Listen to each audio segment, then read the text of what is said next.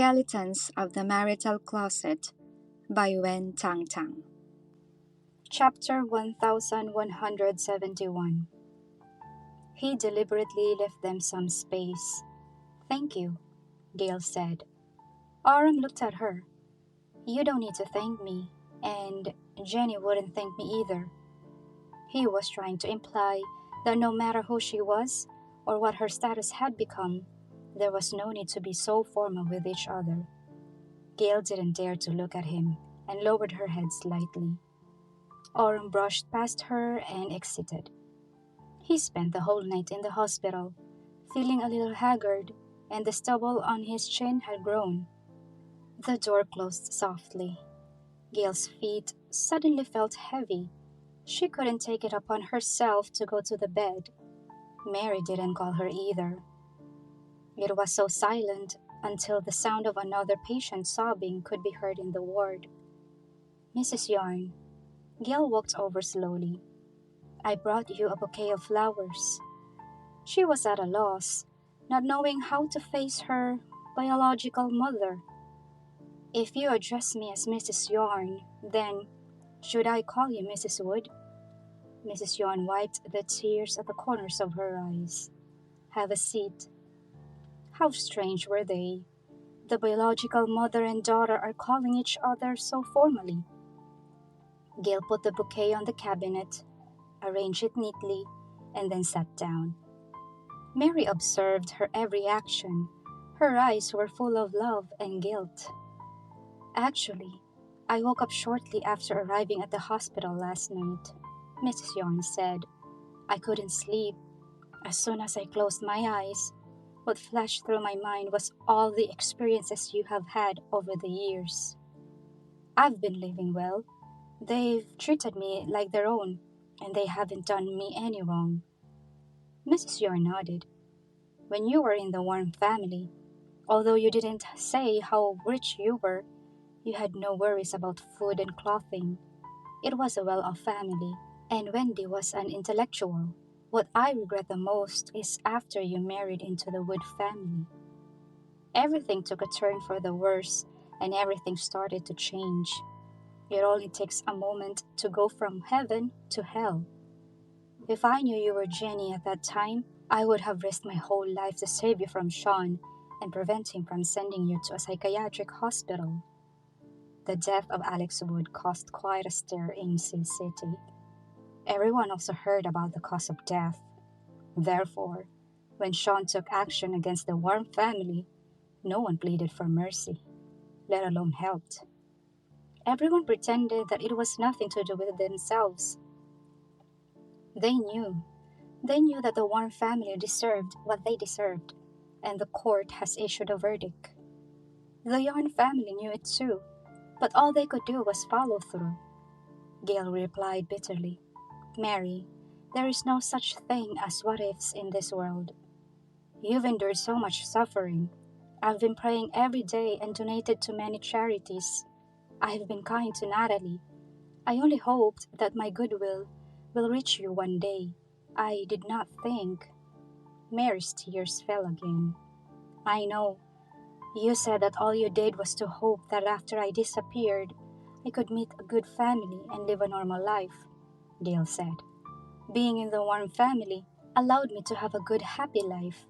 It's just that I met an unkind person and that marriage was unlucky." Gale in turn comforted Mrs. Yarn. "You need to go for a paternity test, okay?" Mrs. Yarn looked at her with tears in her eyes, asking for her permission. Afraid that she might misunderstand, Mrs. Yarn hurriedly said, "I don't mean any harm. I've already confirmed that you are Jenny. It's just that sufficient medical evidence is needed to prove it to the others. After all, your father doesn't know about it yet." Gale slowly raised her head and finally met Mrs. Yarn's gaze. She asked, "Do you really want me to come back?" "Of course." Mrs. Yarn couldn't even control her tears. She held Gale's hand tightly. "My biggest wish is for you to come back. Jenny, you are my baby. Then, if I come back, where will Natalie go?" Mary was startled. Gale asked again. She's done outrageous things. Will the Yarn family still protect her? Will you still recognize her as an adopted daughter? Will you abandon her and disregard her life even after all those years? Chapter 1172. Mary was flooded by the questions and was taken aback. These are real problems that cannot be solved with a paternity test. After raising Natalie for so many years, they would have developed feelings for her, right? Gale and the Yarn family are related by blood. Natalie and the Yarn family were related by the accumulated experience shared for more than 20 years. Mrs. Yarn, Gale still called her, I can see that you still have a soft heart for Natalie. Ever since Gale appeared in the ward, Mrs. Yarn never mentioned the mistakes Natalie made. I watched her grow up and raised her with my own hands. It is true that I have a soft spot for her. Natalie's a good child. She's always excelled in her studies since she was a child. She's also cheerful and generous. Everyone praises her. I can't believe that she would do such a terrible thing. So, Mrs. Yarn, as long as Natalie is willing to bow her head and admit her mistakes, will you ask me to forgive her? No. If she is wrong, she is wrong, and she should be punished and pay the price, Mary said firmly. If you don't forgive her, it's your business, and I have no right to interfere. At least, Mrs. Yarn can still understand this truth. Gale was about to say something, when suddenly there was a rush of footsteps outside. Immediately after the door was pushed open, an anxious male voice came. Something bad happened. I heard that Natalie was taken to the Temperley Hall last night, and then she was covered in blood. Huh? Mrs. Wood? Matthew was in a hurry, and when he looked up and saw Gale, he froze.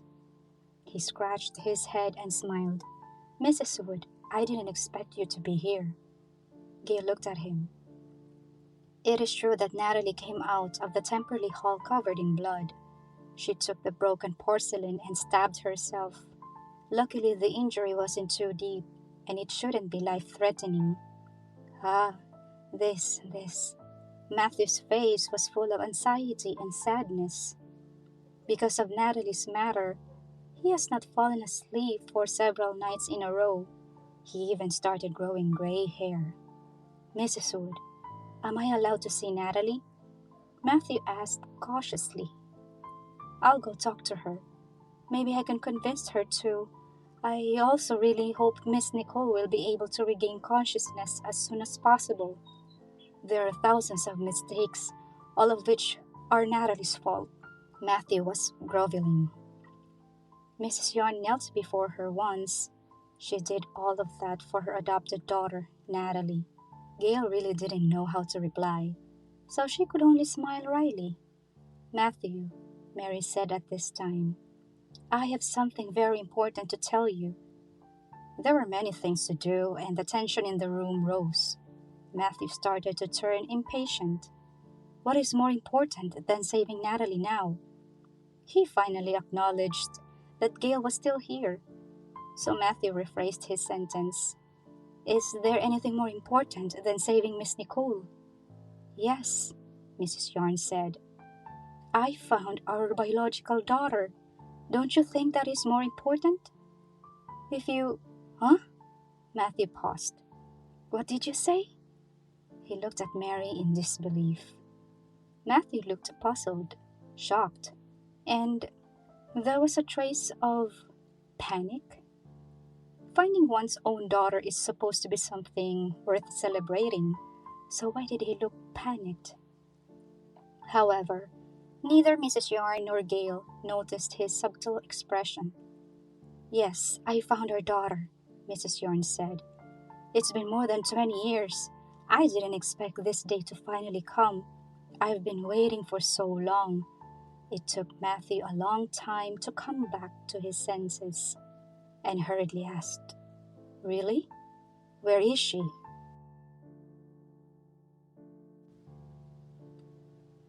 Chapter 1173. She. Matthew hastily interrupted again.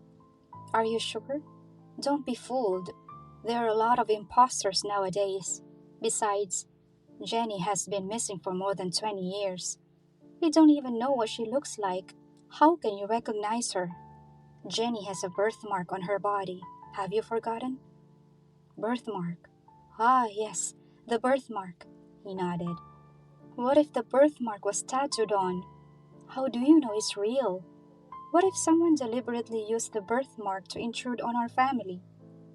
Mary has always been good-tempered, but at this time, she couldn't help but raise her voice.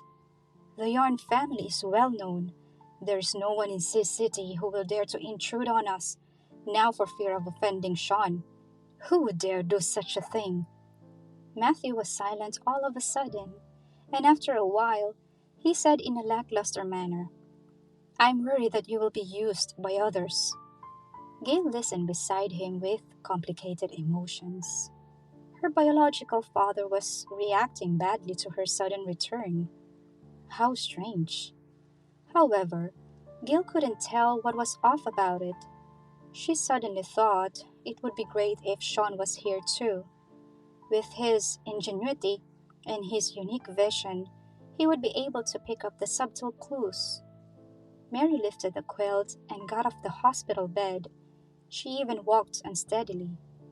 You need to lie down and rest, Matthew said. At this juncture, if something happens to you, I wouldn't know what to do with myself. Mrs. Yarn didn't listen and walked quickly to Gale's side. Matthew, she's right here. Matthew didn't understand what she was implying. You just asked where our daughter is. Mary pointed at Gale. I'll tell you now, she is here, right in front of you. Matthew casted a side look at Gale. It was as if he didn't know her. He stared and sized up her for a long time. This is our daughter? Matthew stuttered. It's obvious she's Mrs. Wood. How could that be? How can she be our missing daughter? I confirmed the birthmark. Now, we'll just have to go for a paternity test. Mary was very excited. She couldn't wait to drag Gale and walked out of the ward. Gale didn't refuse. She wanted to do a paternity test as well. It must be done. Once the appraisal results come out, it can finally become official. They quickly went to the identification section. Matthew was pacing around. His palms were covered with sweat, and he could not look anyone in the eye. He didn't dare to look at Gale. When he caught her gaze, he immediately looked away. Mary was very cooperative and had a smile on her lips. Doctor, when will the results be out? Mary asked. Can it be done soon? The sooner the better. As we've informed you earlier, there is no need to worry. We will definitely do the appraisal as quickly as possible and inform you of the result as soon as possible. Mary nodded along and smiled happily. Okay. She also said to Matthew, when the time comes, you will have to accept whatever the result says. I never expected that I would see our daughter again in this life. For more than 20 years, I was looking forward to bringing her back. Matthew remained motionless, as if his soul had been taken away.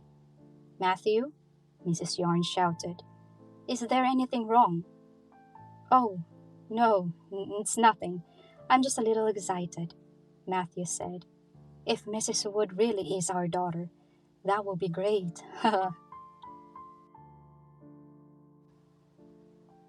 Chapter 1174.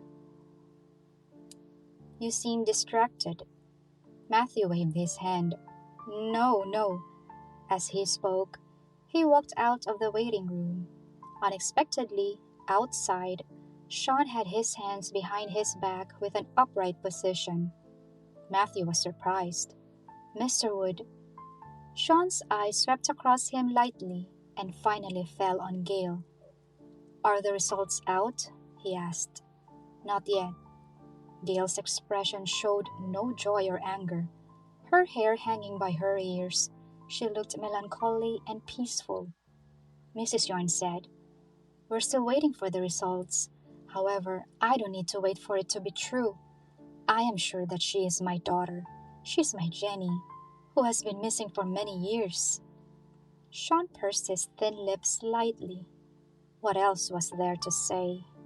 Gale is the lost biological daughter of the Yarn family, so how can Shawn attack the Yarn family and force Natalie to reveal the solution to the spell?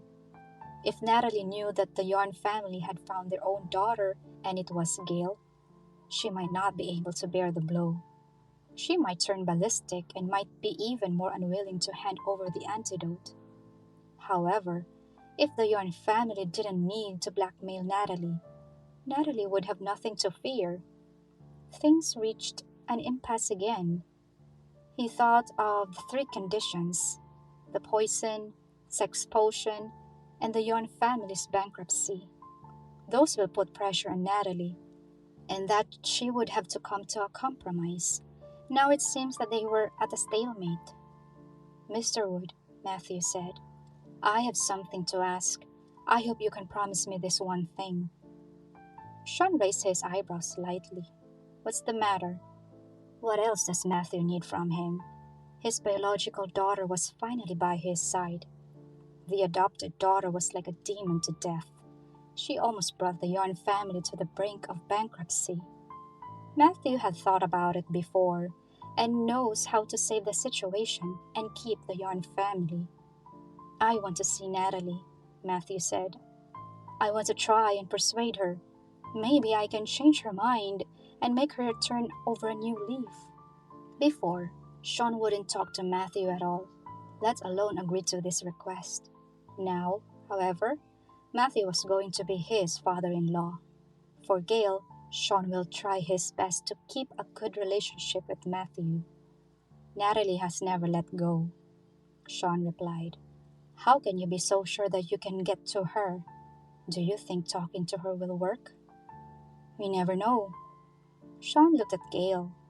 He is asking for her permission. As long as she approves, he immediately agreed. Matthew also looked at Gale pleadingly.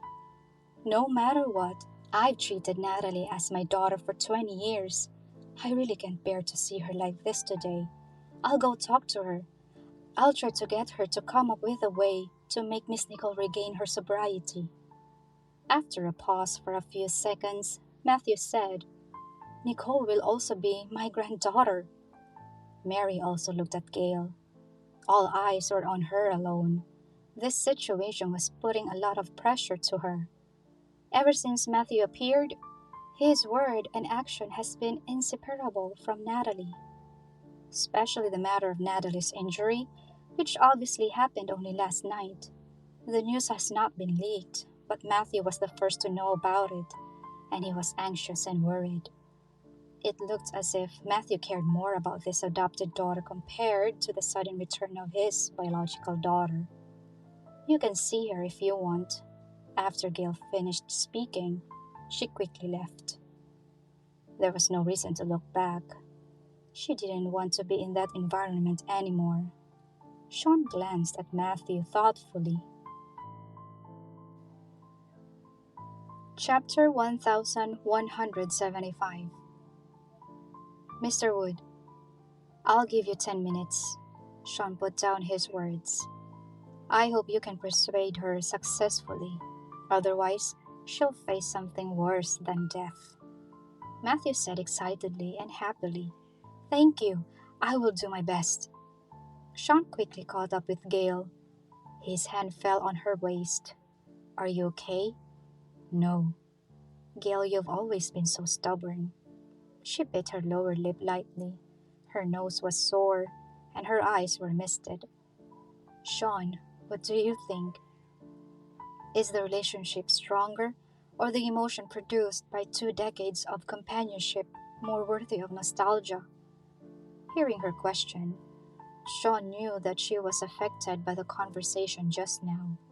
She was sad that Matthew cared more about Natalie than her. She was sad that she couldn't seem to integrate into the Yarn family seamlessly. However, Shawn, a steely man, was never good at comforting others. After thinking for a long time, he said, "Well, the result hasn't come out yet, and the elders of the Yarn family might still have a little bit of worry in their hearts. They could be afraid that something might go wrong, so they dare not hand over all the items for the time being. You can consider that as wanting things to be sincere before acting rashly." At this point, Shawn couldn't even convince himself, let alone convince Gale. Even knowing Gale's life experience, Matthew's behavior was a bit strange. Gale noticed it, and Shawn saw it right away. Mary's behavior was the most normal. She is just a mother who longs for her own daughter to return, but also hopes that her adopted daughter can be steered into the right place. It doesn't sound like a bad idea living as Gale. It's been so long, and it doesn't matter if I am the daughter of the Yarn family or not. Shawn laughed at himself and said, "Gale, as the daughter of the Yarn family, you will be Autumn's real fiancée. Do you want to be Gale or Miss Yarn instead?"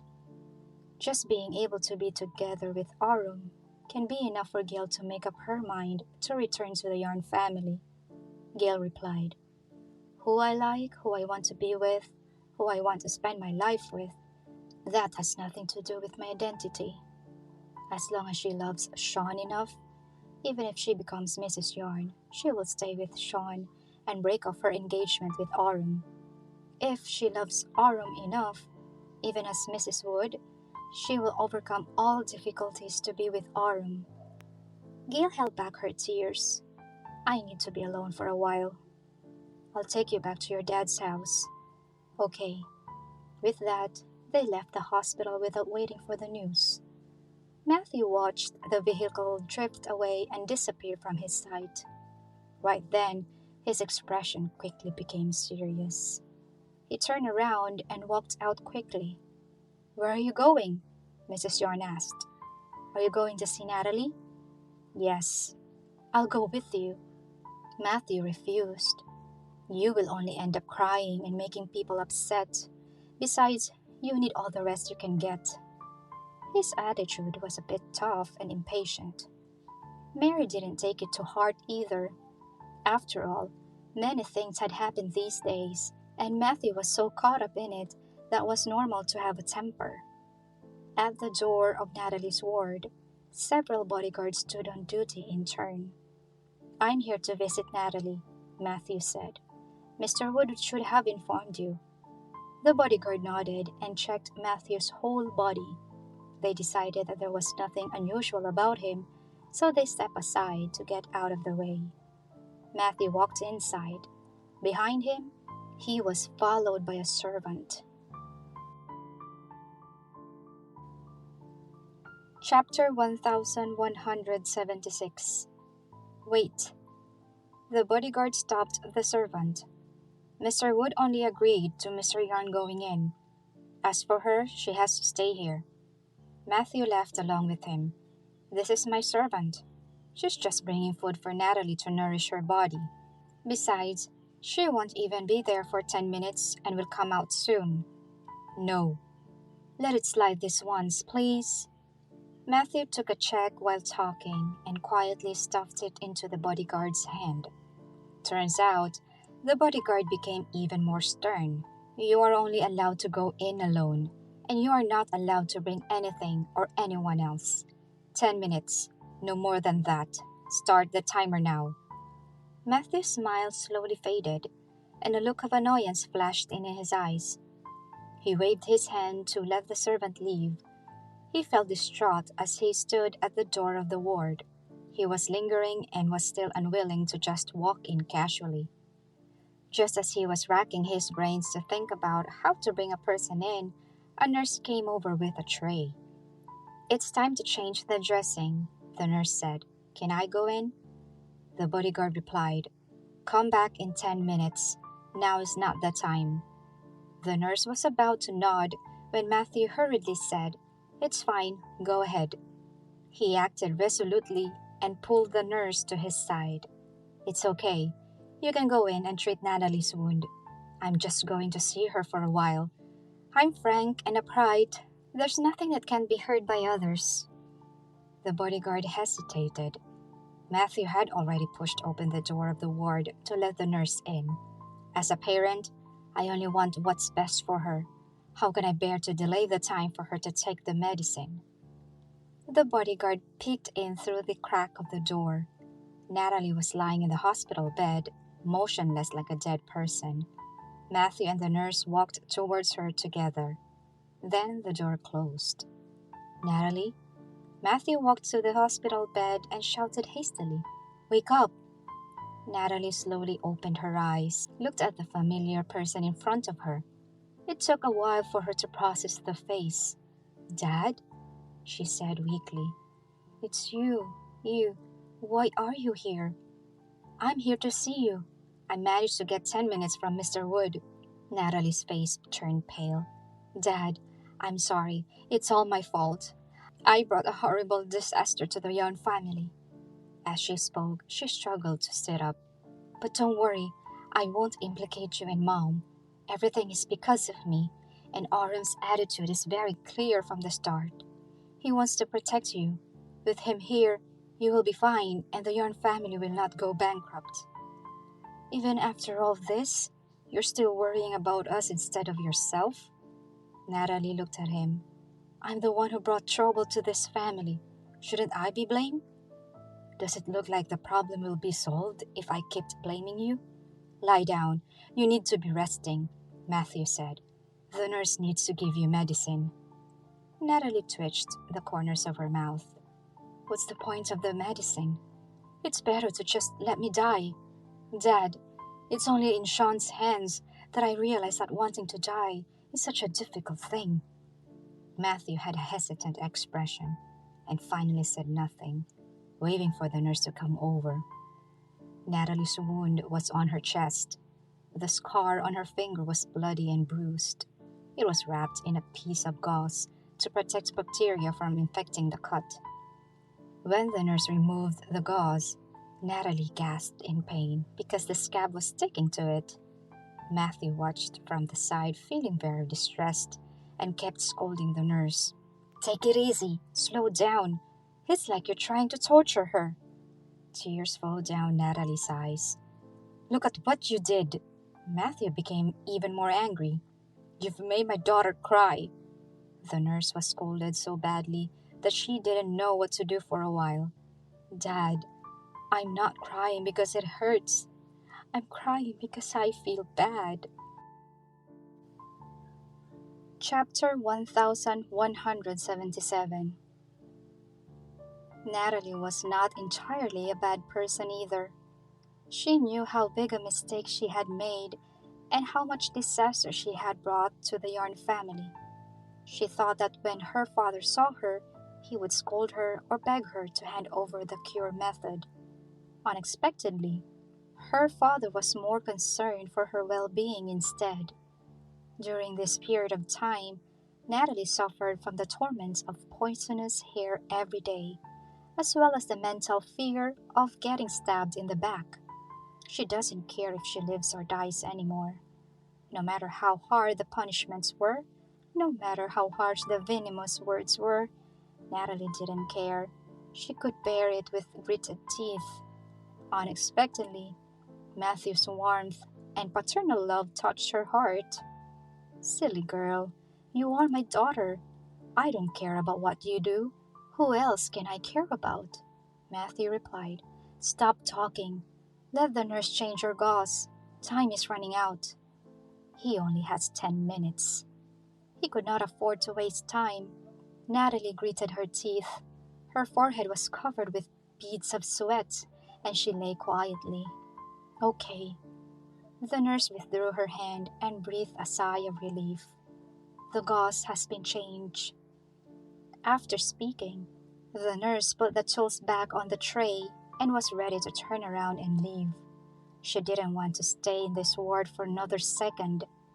However, at the moment when the nurse lowered her head, Matthew's eyes showed a fierce gaze, and he raised his hand without hesitation.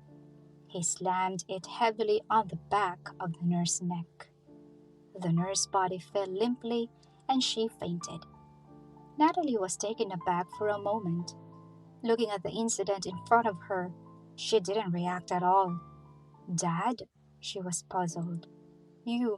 What are you? Why did you do that?" "Because you can only survive if I knock her out." "Me? How?" Natalie was still full of doubts. Matthew seized every minute and every second, not daring to waste time. Success or failure depended on these next few minutes. He must save Natalie. Matthew took off nurse's uniform and said, "Quickly, swap clothes with her and make her lie on the hospital bed. Make sure to cover her with a quilt. In this way, you can successfully disguise yourself as a nurse and go out with me." Natalie's eyes lit up.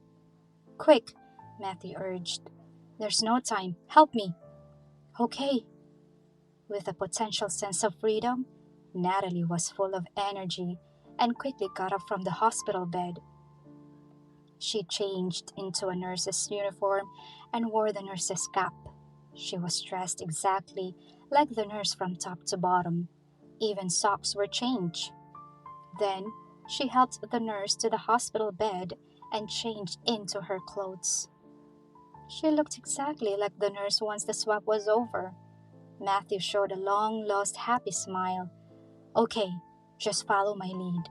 Keep your head down, be smart, and don't let the bodyguard see your face. When you walked out of the ward, you will be free." Natalie was about to nod when she suddenly thought of something. She shook her head. "No, Dad, I can't go." "Stop being silly." Matthew almost couldn't bring himself to speak. "What's there to be scared about? Now's your chance to leave.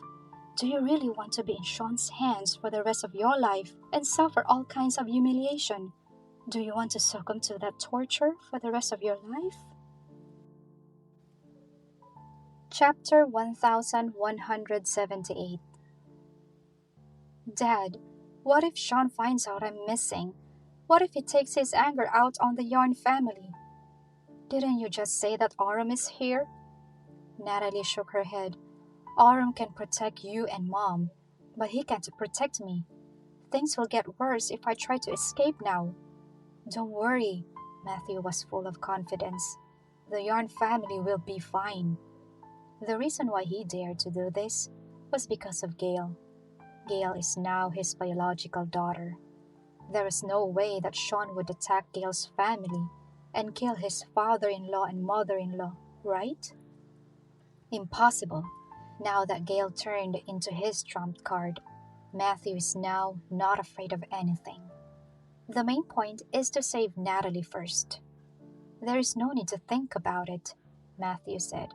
"I'm here for you. I'll take care of the rest.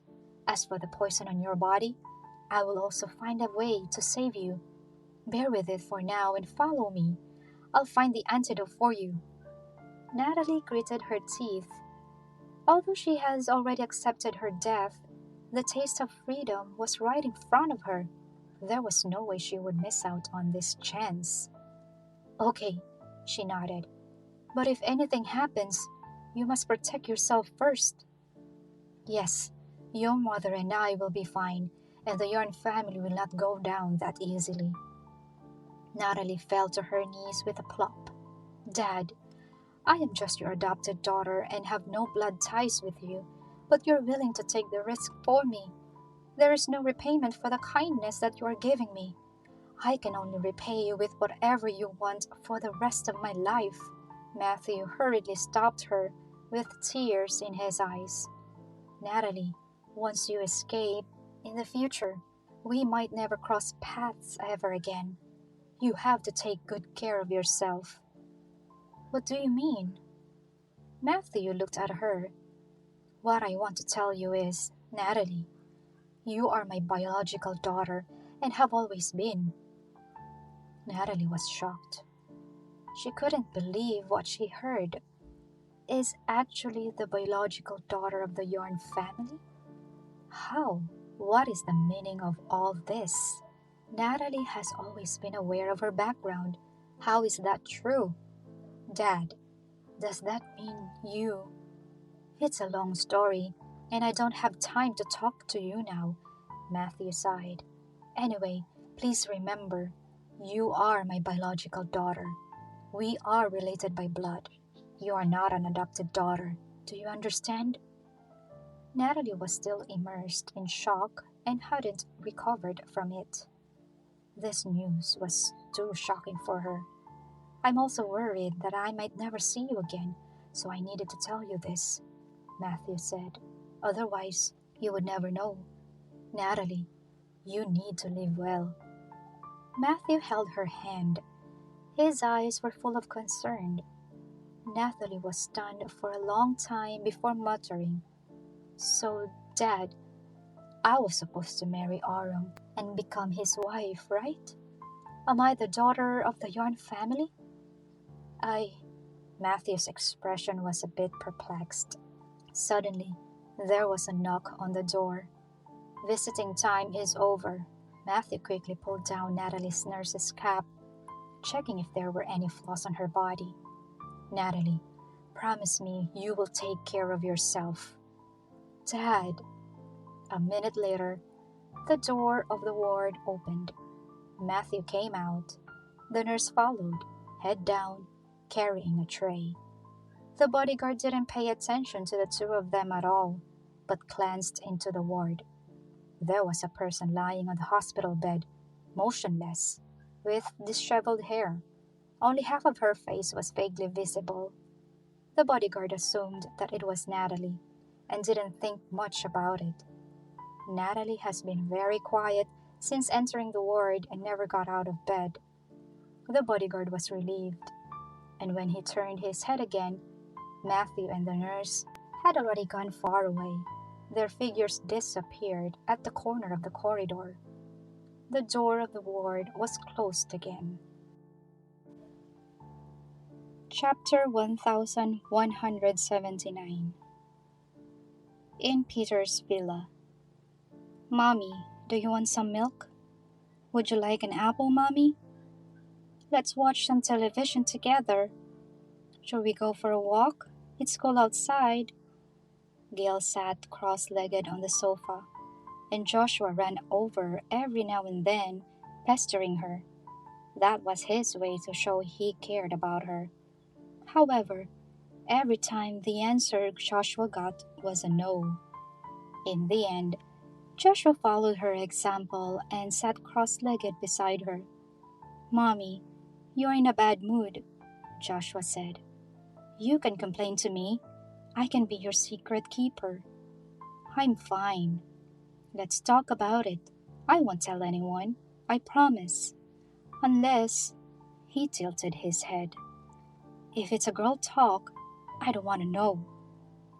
Gale smiled and patted her head. She was not in a bad mood. She was just a little tired out. After uncovering her life experience, she realized that many ridiculous things had happened before were starting to make sense.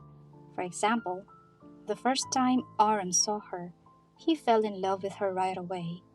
For example, Aram doing his best to help her all these years and expressing that he likes her. For example, Natalie's jealousy and dissatisfaction towards her. Thinking about it now, it must be because she is the real daughter of the Yarn family. Although that time, even when no one knew Gale's real identity, fate still worked in mysterious ways to show her the way. You haven't smiled since you came home. Joshua curled his lips. Did Shawn make you angry again? I knew it. All he does is anger you. Gale reached out to hug him and sat on her body. Joshua, I have a question for you. Gale looked at him. If you're not my child, but I adopted you, and at this time, your biological parents appeared, Before she could finish speaking, Joshua almost jumped up. What? Did you pick me up from the streets? Gale was speechless. Impossible. Only you can give birth to a gifted child like me. Joshua is a genius. She does not deny this. The problem is, he was a funny guy too. I'm just using an analogy, Gale explained. Besides, what I'm facing now. She was about to explain clearly to Joshua the problems she was facing because she knew that Joshua will know sooner or later. Otherwise, when the time comes, he will definitely be confused when facing the two grandparents. As a result, just as Gale opened her mouth, Joshua jumped off the sofa and took her hand. Let's go. Ah, where are you going? To the hospital. What for? Gale asked. What's wrong with you? To do a paternity test, Joshua said solemnly. What if I was really from the streets? Gale smacked her forehead. He was taking things too seriously. Joshua, you are my kin. I am absolutely sure of it, Gale explained. I can even swear on it. Then why did you say just now, what if I'm not your child? Like I said, it was an example. Chapter 1180. Joshua still had a look of disbelief. No, we should do a paternity test, or I won't feel at ease. He dragged Gale out.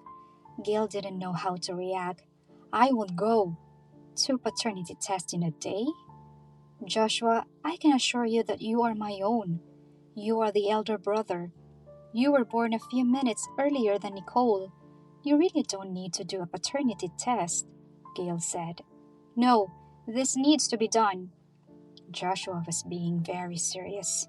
He insisted on dragging Gale, but Gale didn't want to go. The mother and son started a tug of war. At this moment, Shawn's voice came over. What's going on? Gale's heart skipped a beat. Joshua was also stunned. When did he come? How much of the conversation did he hear? Gale looked up at Shawn. He changed into a gray casual shirt and black trousers, and he looked right at home. Oh, Gale couldn't turn her head and didn't know how to answer. On the contrary, Joshua was quite clever and immediately said, Whatever you heard, they're all wrong. What? Joshua began to open his eyes and talk nonsense. I was talking about pancakes. I'm hungry and want to eat pancakes, so I asked her to buy them for me. Gale was in disbelief. This ability to lie without blinking an eye is really inherited from Shawn. Shawn often does this too. Yes, Gale echoed. Joshua only wanted to eat some pancakes. Why is he still here? Shawn asked. Is he not going back to Aram's house? Gale's gears started turning. About the Lefting family. You also know the current situation best. Aram is busy and can't take care of him. My dad lives alone and isn't very entertaining, so I took Joshua here. You are very considerate to him. Nicole is not by my side, but Joshua is with me. It is comforting having him here. Shawn walked over and took Joshua's other hand. Let's go. Where are you going? Where are you bringing him? The mother and son spoke at the same time. To buy pancakes, Shawn said. I happen to be leaving. Joshua couldn't help but start hiccuping. He knew he was going to have a hearty meal for dinner because Grandpa was going to cook it. Why would he want to stuff himself with pancakes now? It was too late. He could not take it back. Yippee! Joshua jumped 3 feet high. I'm excited. Thank you. Shawn raised his eyebrows deeply. You only thank me when you want something. Joshua pretended not to hear what he said and ran out cheerfully. Let's go get some pancakes.